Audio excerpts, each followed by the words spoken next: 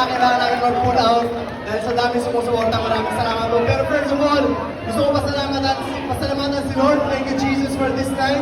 And I want to take this opportunity. Ang daming kabataan dito. Gusto ko one day makilala niyo si Lord sa buhay niyo kasi kami, Max, dumating na sa point, ayoko na. Gusto ko na itigil, nawala na ng point, nawala na ng purpose. Pero yung basketball, mahal na mahal ko yun. Pero pag wala si Lord sa puso mo, darating sa point na mawawala ng purpose yung ginagawa mo. And darating ka sa point na hindi mo na kayang ituloy. And then last year, sabi ko, Lord, ikaw na bahala. Lord, bibigyan ko na sa'yo ito, hindi na ako makikialam.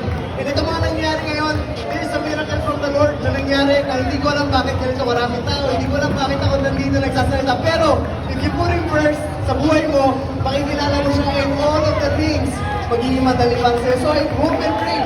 Pero iba dyan sa inyo, you're praying for something. Meron dyan iba sa inyo, may mga problema kayo. Amen!